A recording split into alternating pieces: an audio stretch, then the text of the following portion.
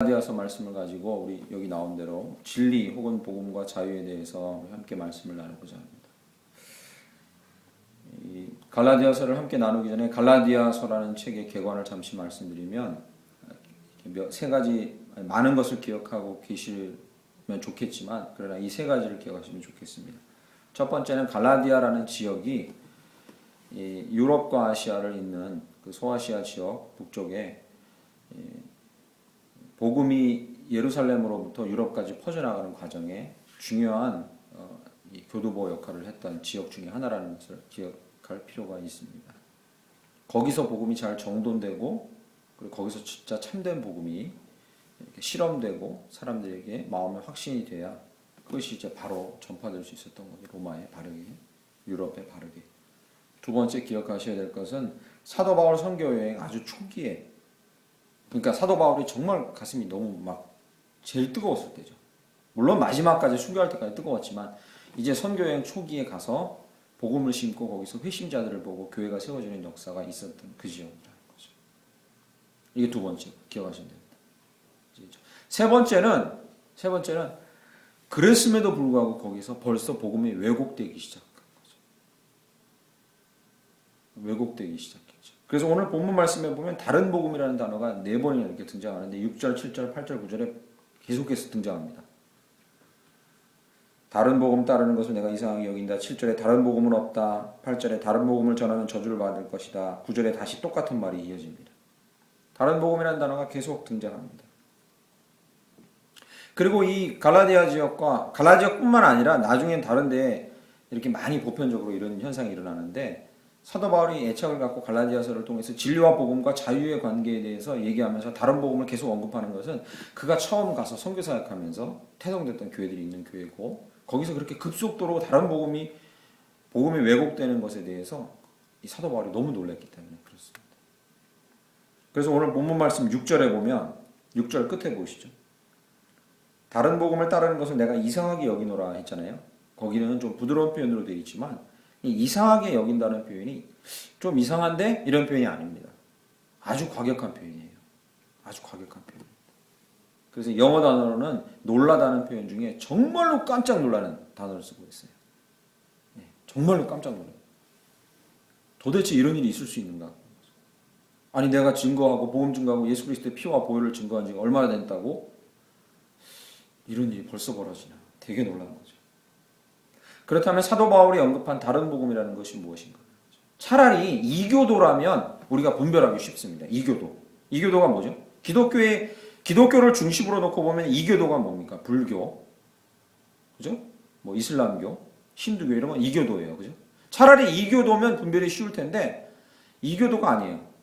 예수 그리스도도 인정하고 그 보혈도 인정하는데 거기에 뭔가를 더 섞거나 더 뺀다는 거죠. 거기에 뭔가를 섞거나 거기서 뭔가를 빼려고 해요. 그래서 저는 제목에 거짓 복음이라고 써놨는데 거짓 복음이라 해도 되고 다른 복음 또는 좀 더 실감나게 표현한다면 왜곡시키는 거죠. 이 왜곡된 복음을 사도 바울이 왜곡된 복음이 자기가 방금 심어놓고 교회가 세워진 그곳에서 왜곡된 복음이 독보소처럼 퍼지는 것을 보고 너무 놀란 거죠. 지금 저희는 어떨까요? 지금 저희는 어떻습니까? 이건 저희도 편하게 발 뻗고 있을 만한 문제는 아닙니다. 그때보다는 오히려 제 생각엔 지금 복음이 왜곡될 가능성이 훨씬 더 큽니다. 두 가지 이유 때문에 그렇습니다. 첫 번째는요. 그때보다 지금요. 인류 사상사적으로 즉 생각하는 면적, 생각의 역사 속에 쌓인 게 그때보다 지금 훨씬 더 많습니다. 그렇지 않습니까? 그죠?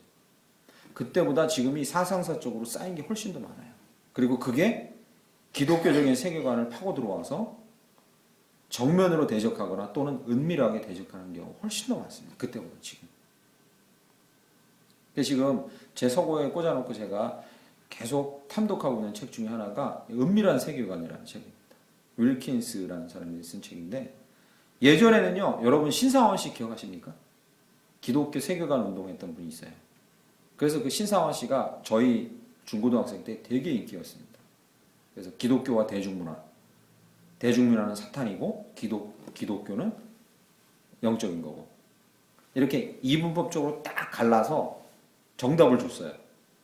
누가 팝송을 갖고 오면 사단 이렇게 딱 갈라서 정답을 줬어요. 신상원 씨는. 그런데 이 윌킨스는 그 은밀한 세계관에서 이렇게 얘기합니다. 그렇게 정답을 딱 줘서 가릴 만한 문제가 우리 안에 많이 없다는 거죠. 은밀하게 스며들어온 문제가 더 많다는 거죠. 정확하게 딱 갈라낼 수가 없어요. 그래서 윌킨스가 이 기독교적인 세계관을 강력하게 도전하는 은밀한 세계관이 있는데 그게 뭐냐? 10가지를 들었어요. 이 얘기를 들어보시면 우리가 그걸 어떻게 우리 신앙심에서 빼낼 수 있는지 힘들겠다고 여러분 생각하실 거예요. 첫 번째가 뭐냐면 개인주의예요. 이게 무슨 종교도 아니잖아요. 그죠? 이게 무슨 철학 사상이 아니야. 그런데 개인주의, 이게 너무 많이 들어와서, 교회 안에 들어와서, 성도들한테도 들어와서 갈라낼 수가 없어요.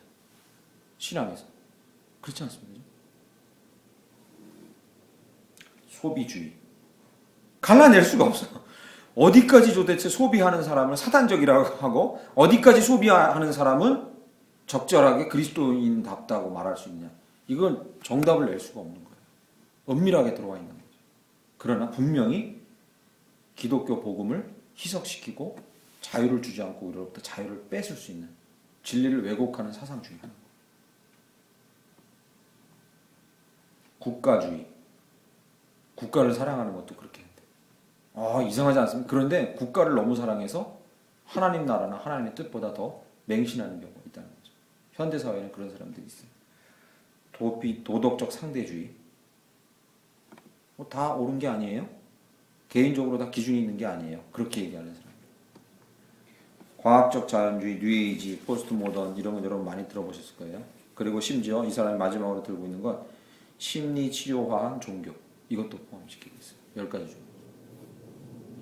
사실 이 10가지를 들어보면 어디서 이거는 사단적이고 어디서 기독교적이다 이렇게 구분하기가 힘들어요. 그만큼 우리 안에 은밀하게 스며들어와서 우리에게 판단력조차 주지 않는 아주 무서운 대적 세력이 되어버린 거죠. 어떻게 생각하십니까? 쉬운 문제가 아니에요. 그래서 이 사도 바울 시대보다 오히려 저희 시대가 이 왜곡되지 않은 복음을 지키기가 너무 힘든 시대예요. 분별이 너무 어려워져 버렸습니다. 또 하나 이유가 있다면 이것입니다. 사상만 발전한 게 아니라 기술이 발전했어요. 그때보단 지금 사람들 힘으로 할 수 있는 일이 훨씬 더 많아졌다고 생각해요. 실제로 그렇지 않을 수도 있지만 그때보다 지금 사람의 힘으로 스스로 할 수 있는 일이 훨씬 더 많아졌다고 믿고 있어요. 그렇잖아요. 그죠? 오늘날 과학계는 거의 신계를 뛰어넘어서 그 신계를 침범하려고 하고 있잖아요.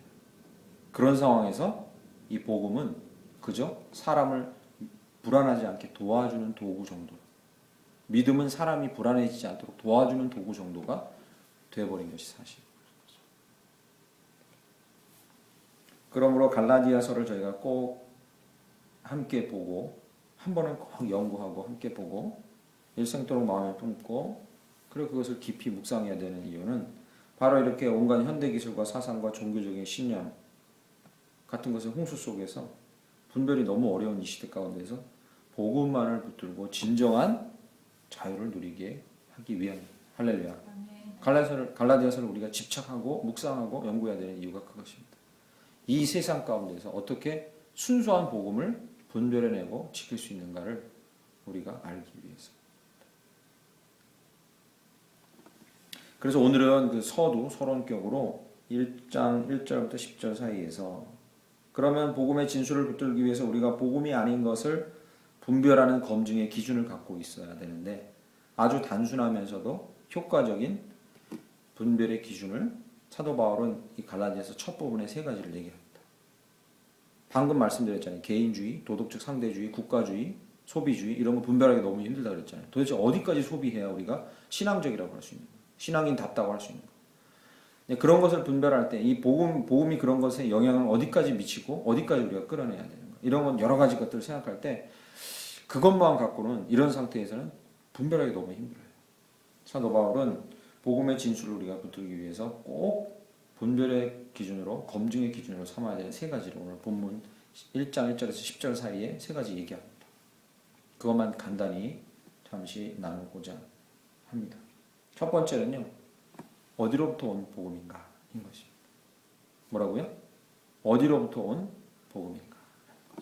오늘 본문 말씀에 보시면 1절에 사람들에게서 난 것도 아니요. 낫다는 얘기를 쓰죠. 그죠? 사람들에게서 난 것도 아니요. 그리고 사람으로 말미암은 것도 아니요. 하나님 아버지로 말미암아. 8절 말씀이에요. 8절이요. 그러나 우리나 혹은 하늘로부터 온 천사라도, 그죠? 다 동일한 비슷한 단어를 사용합니다. 난, 말미암은, 온. 즉 복음이 진짜인가 가짜인가, 이것이 왜곡됐는가 아닌가를 계속해서 철저히 검증하는 첫 번째 기준은 그것이 어디로부터 임한 것인가를 우리가 계속 따져봐야 돼요. 그것이 어디로부터 우리 마음에 또는 교회에 임한 것인가를 계속해서 따져보아야 한다는 겁니다. 복음의 기원이 어디인가. 오늘 본문 말씀의 사도 바울은 그 복음의 기원이 여기서부터는 아닙니다. 이건 아니에요라고 아예 거짓 복음, 다른 복음의 이 출처를 밝힙니다. 그게 어디입니까? 사람으로부터. 1절 말씀이에요. 사람들에게서 난 것도 아니요, 사람으로 말미암은 것도 아니요. 복음의 기원에 대해서 우리가 바로 알려면 적어도 어디서부터 난 것은 아니야. 어디서요? 사람으로부터 난 것은 아니라는 거죠. 그것은 복음이 아니라는 거예요. 그러면 사람으로부터 났다는 이 1장 1절의 말씀이 사람으로부터 났다는 말의 의미가 무엇입니까? 첫 번째는 우리가 신통하다고 생각하고 우리보다 우월하다고 생각하는 사람으로부터 오는 영향력을 조심하라는 말입니다. 다시요. 우리가 신통하다고 생각하고 우월하다고 생각하는 사람으로부터 오는 영향력을 조심하라. 이런 겁니다. 이 사도 바울이 지금 대놓고 언급하고 있는 사람들이 누구냐면 이 사람들에게서 난 것도 아니요 사람으로 말미암은 것도 아니다라고 할 때 이 사람들은 당시에 마술사들이나 신비가들, 그리고 계시를 직접 받는다는 사람들, 이런 사람들을 대놓고 사도 바울이 언급하고 있는 겁니다. 이 시대에 예수 그리스도께서 돌아가시고 나서 사도들이 있을 때 정통 사도들만 있었던 게 아니라 거짓 사도들이 너무 많았어요. 그런데 그 거짓 사도들은 자기가 직접 하나님께 다른 계시를 받았다 하고, 그리고 다른 말씀을 직접 받았다고 추가적인 말씀들을 하는 사람들이 많았어요. 그 사람들은 무엇을 강조하냐면 내가 너희들보다 더 많은 것을 볼 수 있고 들을 수 있고 들었다고 얘기해요. 그런 사람들로부터 온 것을 경계하라고 말씀합니다. 우리는 인지상정입니다. 누군가 신통하다는 말을 듣고 꿈에서 봤다 하고 누군가 계시를 들었다 하고 그리고 하나님께서 이걸 하라고 그랬다고 구체적으로 얘기할 때 끌리는 경향이 너무 많다. 당시에도 그런 경향이 있었다는 거죠. 사도 바울은 그런 사람들을 계속해서 경계하라고 말하고 있습니다. 지금 우리나라에도 이 하나님께로부터 직접 계시를 들었다는 교주가 약 수백 명가량이 지금 우리나라 도처에 있고 그 중에 성공한 교주가 30명이 넘습니다. 제 얘기가 아니라 이단을 연구하는 이단 전문가가 얼마 전에 강의를 하는데 제가 들었는데 30명가량이 그 중에 성공한 교주가 우리나라에도 떡하니 존재해요. 기독교 안에. 그러니까 예수를 믿고 예수도 인정하는데 그러나 예수의 사역의 일부분이 미완성이라고 얘기하고 자기가 계시를 받았다는 거죠.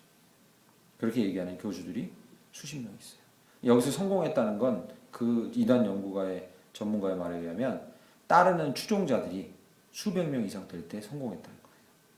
그러니까 그런 군소 무리들이 교주를 섬기는 무리들이 우리나라에 수십 개가 있다는 거죠. 그 중에는 수천 명 모이는 교단, 신천지간 그런 것도 있지만 작은 교단, 작은 데까지 포함하면 수십 명이 교주로 행세를 하고 있다. 그들은 정확히 그들의 입에서 왜 이런 거짓 이 계시와 거짓말에 끌리냐, 왜 이런 거짓 복음에 끌릴까요? 제목이 오늘 그건데 왜 그렇습니까? 이들의 특징은 명확하게 얘기해 줍니다. 아주 명확하게. 말씀을 풀어준다고 하면서 교회 가면 목사님들이 말씀을 너무 희미하게 얘기해요. 모르는 게 많아요. 막연하게 얘기해요. 저희는 꼭꼭 집어서 명확하게 해줍니다라고 명확하게 풀어줘요. 그러나 그것은 거짓말입니다. 저희가 지난주 오후 시간에도 함께 우리 성도들과 나눴지만 성경에는 우리가 이해할 수 없는 부분이 너무 많고 그리고 주님 나라 가서야 깨달을 수 있는 이 하나님의 이 경지에 속한 부분들이 너무 많아서 그런 것들은 우리가 솔직히 모른다고 말해요. 근데 그 사람들은요 그걸 자기 마음대로 풀어서 여기저기 끼워 맞춰서 성경을 그래서 해석을 해줘요. 그러다 보니까 끌리는 거죠. 두 번째, 이 사람으로부터 난 사람으로 말미암은 이 두 번째 의미는 사도 바울이 지적하고 있는 건 전통과 관습을 지적하는 거예요. 전통과 관습. 기독교 안에 전통과 관습을 집어넣고 그것을 강조하는 거죠. 이제 앞으로 계속 자세히 살펴보겠지만 사도 바울이 전통과 관습, 이 사람으로부터 난 사람으로 말미암을 할 때 이 사람의 대표격 전통과 관습 중에 대표격으로 계속 갈라디아서 반복해서 강조하고 공격하는 게 무엇입니까? 그게 바로 할례입니다. 할례. 구원과 할례를 자꾸 연관시키고 구원과 할례를 자꾸 붙여놓으려는 전통인 거죠. 지금 이 시대에는 그런 게 없습니까? 있습니다. 성경과 상관없이 오랜 전통으로 내려오는 것이라고 그것을 따르게 하는, 그것이 진리의 수준까지 올라가 있는 게, 그것이 우리의 자유를 계속해서 위협하고 있는 거죠. 저는 중학교 때, 제가 중학생 때 다니던 교회 다닐 때쯤에 이 주석 성경이라는 게 나왔어요. 요즘 여러분 갖고 계신 성경책은 지퍼가 달린 성경책에는 거의 대부분 밑에 주석이라는 게 달려 있어요. 성경을 한 절 한 절 해석하는 게. 저희 교회는 그 주석을 다 뺐죠. 뺀 성경을 일부러 골랐는데 대부분 지퍼가 달린 성경 밑에는 주석이 달려 있어요. 1절 말씀은 무슨 뜻입니다 라고 해설해 놓은 거예요. 근데 제가 중학교 때 한 2학년 때쯤인가 그 주석 성경이라는 게 우리나라에 처음 나왔어요. 그래서 제가 잊지를 못해요. 톰슨 주석 성경 이름하여 처음 나왔어요. 그래가지고 제가 그 톰슨 주석 성경이 너무 사고 싶어서 이 참고서 살동까지 뒤로 빼돌려서 모아서 톰슨 주석 성경 이렇게 두꺼운 거, 이렇게 두꺼워요 그때. 그걸 중학교 때 샀어요. 그래가지고 그거를 정말 밑에 주석 보면서 공부한다고 열심히 보고서 한 번은 다른 성경은 이제 갖고 다닐 필요 없고 그거 갖고 다니지 하고 갖고 교회 가서 예배 드린다고 드리는데 담임 목사님께서 이렇게 얘기하시고 보시더니 야 이런 성경 보면 안 돼. 이건 성경이 아니야. 이렇게 밑에 주석 달리고 이런 건 성경이 아니야. 이게 어디 이런 걸 갖고 교회로 오니. 성경이 안 돼. 그래서 제가 그때 엄청난 충격을 받았어요. 그래서 그건 성경이 아니야. 이런 성경은 불경이구나. 불경스러운 책이구나. 이렇게 막 어린 마음에 너무 이렇게 충격을 받아가지고 놀래가지고 그 집에다 잘 모셔두고 그때부터 보지도 않았어요. 한동안 못 봤습니다. 어린 마음에 충격적이었어요. 당시로는요 주석 성경이라는 게 존재하지 않았어요. 목사님 너무 당황한 거예요. 한 번도 보질 않았는데 그런 거. 성경이 아니에요. 그런 거 성경이 아니에요. 불경스러운. 잊혀지지 않습니다. 당연하다고 여겨지는 전통과 관습이 주님을 바르게 예배하고 영혼을 잘 섬기기 위한 것이라면 좋지만 성경적이지도 않고 주님을 섬기는데 유익이 되지도 않고 영혼을 섬기는데 유익이 되지 않는다면 우리는 끊임없이 검증해 봐야 되는 거죠. 우리의 이 예배 자리나 또는 우리의 집회 자리나 우리의 신앙의 모습도 계속해서 이제 검증을 해봐야 될 필요가 있는 거죠. 그런 면에서는 저와 여러분이 막중한 사명을 갖고 있는 거죠. 교회를 더 충만한 교회를 설립하고 개척해서 시작하는 지점에서 우리의 고민이 그것입니다. 어떻게 하면 좀 더 전통에 매이지 않고 진리 안에서 자유한 교회를 이뤄나갈 수 있을까? 우리의 고민인 거죠. 그러면 사도 바울은 어디로부터 온 복음만이 우리가 참된 복음으로 붙들 것이라고 말씀하고 계십니까? 1장 1절에요. 예수 그리스도가 그를 죽은 자 가운데 살리신 하나님 아버지로 말미암아 온 복음입니다. 그리고 그 복음으로 말미암아 사도된 바울인 거죠. 하나님께로부터 말미암았다는 의미가 무엇입니까? 지금은 무엇을 의미하겠습니까? 당시에는 사도 바울에게 예수 그리스도가 직접 계시하셨습니다. 그죠? 그런데 지금은 그 직접 계시보다 더 우리에게 신뢰할 만한 말씀이 있습니다. 그것이 무엇입니까? 하나님의 말씀, 성경인 거죠. 그리고 그 성경을 우리에게 바르게 풀어주는 역사를 행하시는 분이 누구입니까? 성령님인 거죠. 그래서 하나님께로부터 온 복음, 유일한 그 하나님께로부터 온 복음만이 우리를 바르게 세울 수 있고 자유케 할 수 있다 할 때 그 하나님께로부터 온 복음은 정의하면 이것입니다.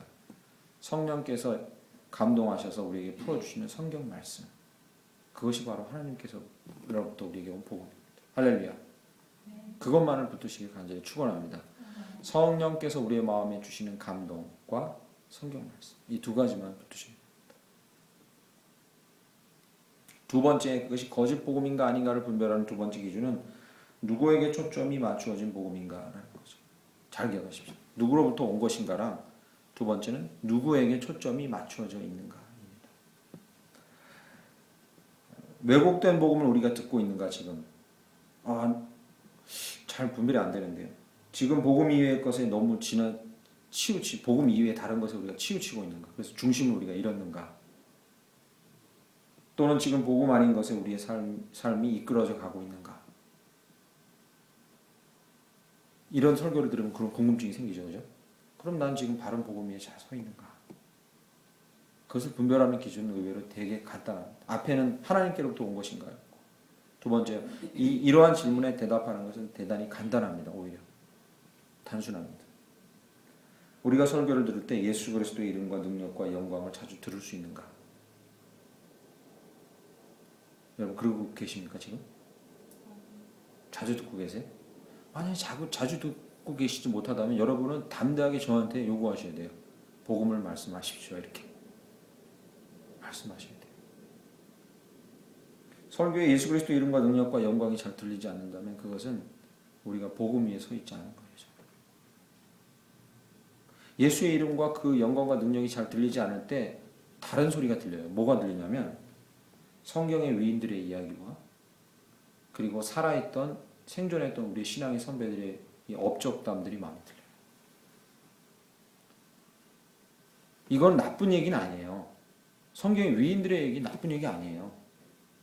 세상에 우리 믿음의 선조들의 신앙 얘기 나쁜 게 아니에요.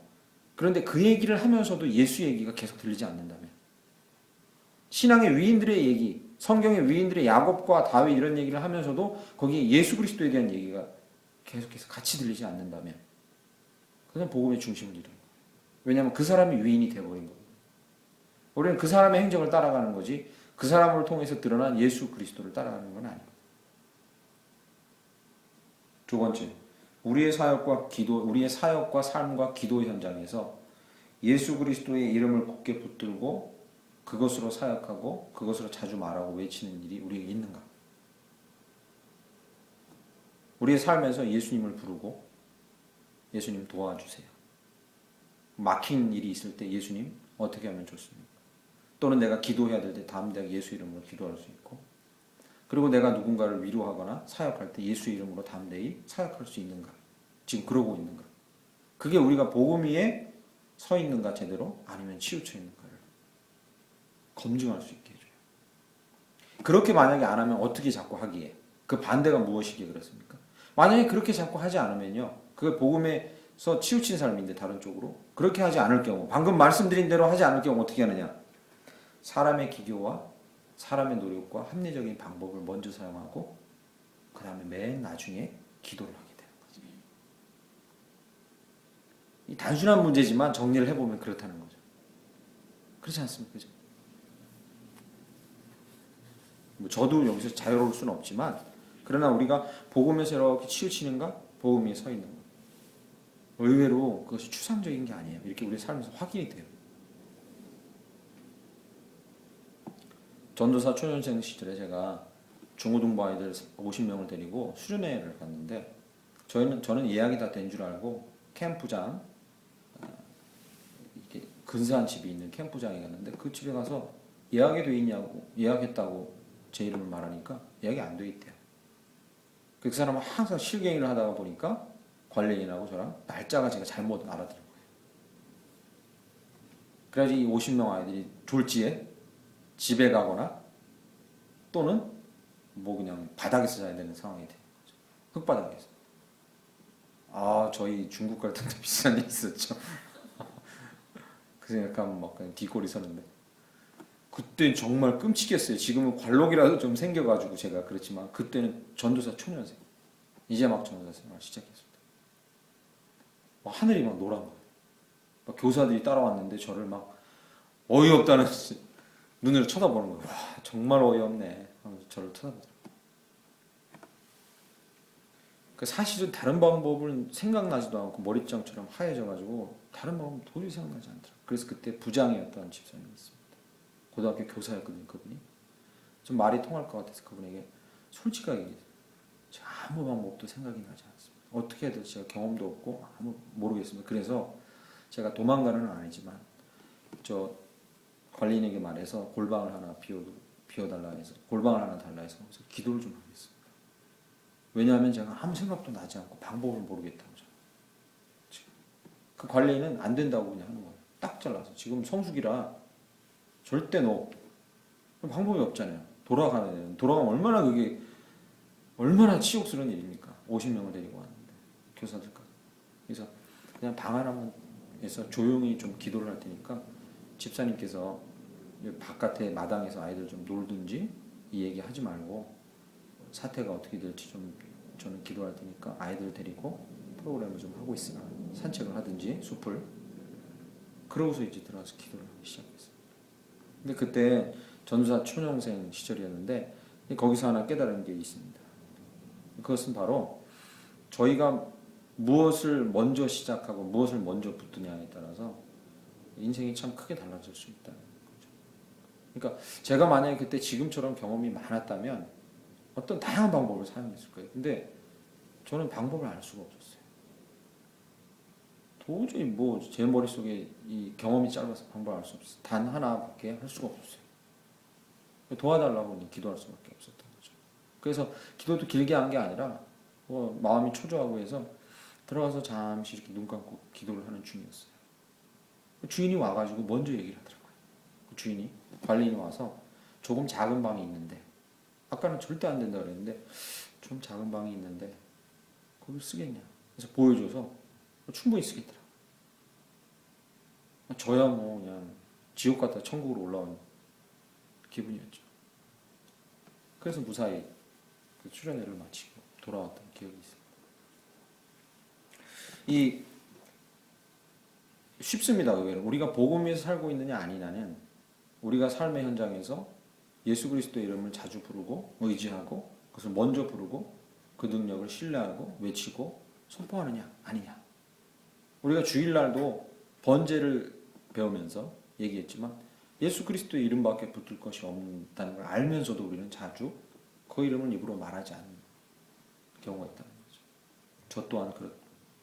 이 귀한 경험이 있고요. 마지막으로 우리가 복음 위에서 서 있느냐 치우쳐 있느냐는 우리에게 기막힌 결과와 만족할 만한 성취가 일어났을 때 그 영광을 주께 예수께 먼저 온전히 올려드리느냐 아니냐 그걸 보면 알 수 있는 거죠.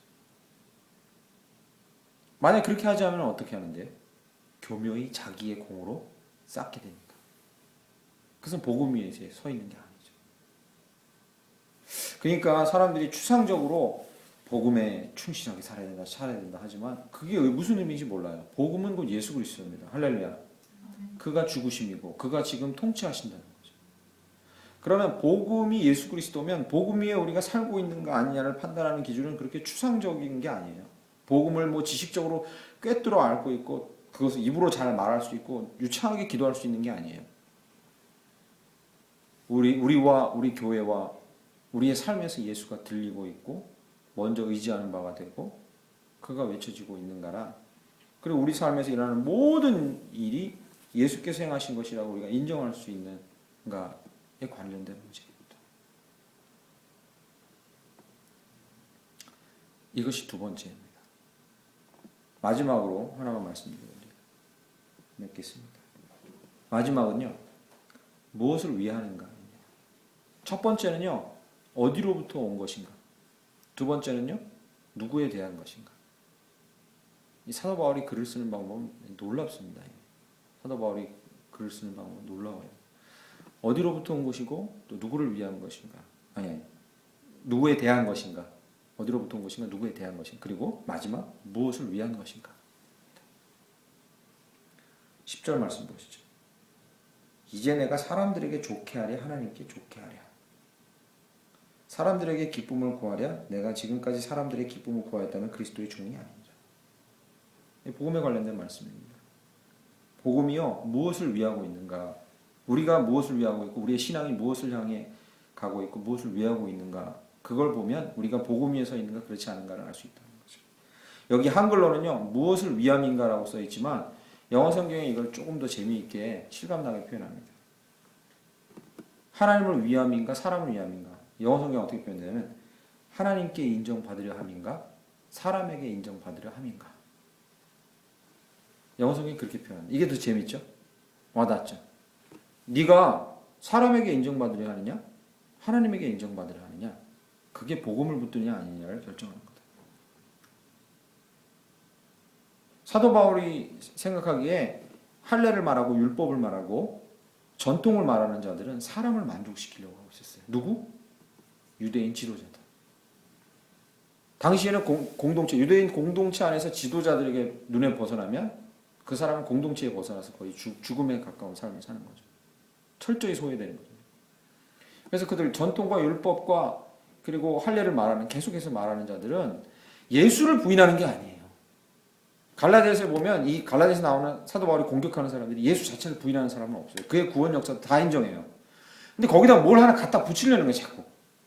예수의 그 십자가를 부인하는 게 아닌데 거기다 뭘 갖다 붙이거나 빼려는 거예요, 자꾸. 왜? 사람들을 의식하고 자꾸. 그 지도자들을 의식하고 있는 거예요, 자꾸. 유대인 공동체, 회당에서의 모임 이런 데서 그들을 존중하지 않고 그들이 말하는 율법과 할례를 존중하지 않으면 정말로 파묻힌 인생을 살게 됩니다. 소외당하는 인생. 사람으로부터 인정받으라는 거죠. 하나님 그분께 인정받으려 하는 것 그것을 위함이 바로 복음입니다. 할렐루야. 그게 복음인 거죠. 어떻게 하면 내가 하나님께 인정받는가라는 것에 관심을 계속 두는 게 복음인 거예요.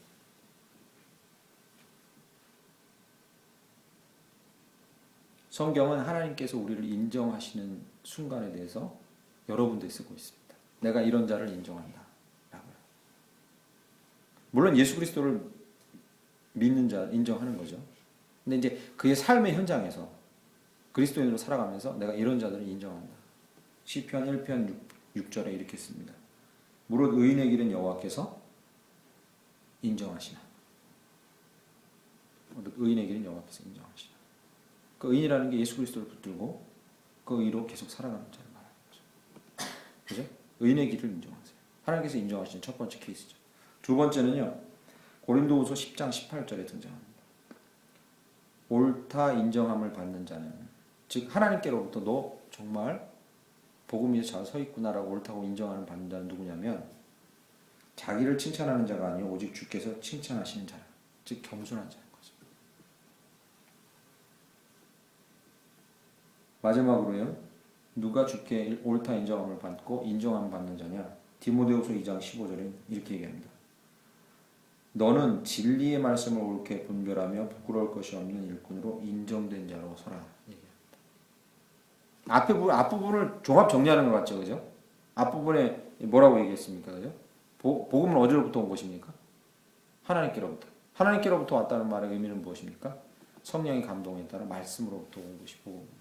여기 보면 누가 하나님께 인정받은 자냐면 진리의 말씀을 옳게 분별하고 부끄러울 것이 없는 일꾼으로서 즉 말씀에 따라 순종하는 자. 말씀을 붙들고 거기에 따라 순종하는 자가 하나님께 인정받는 자.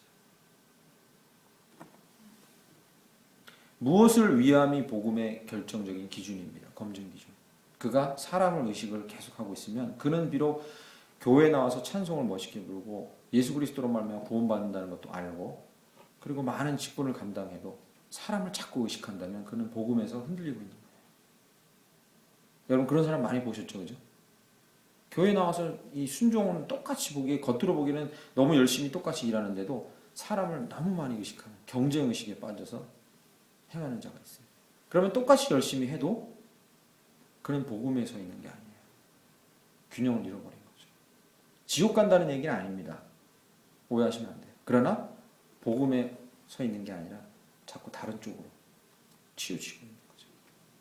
절대로 하나님 기뻐하시진 않아요. 그것 때문에 지옥 가지는 않지만 복음 위에 바로 서야 하나님 기뻐하시고 하나님께 영광 올려드리는 삶을 살아갈 수 있는 거죠. 말씀을 맺겠습니다. 시간이 좀 지났는데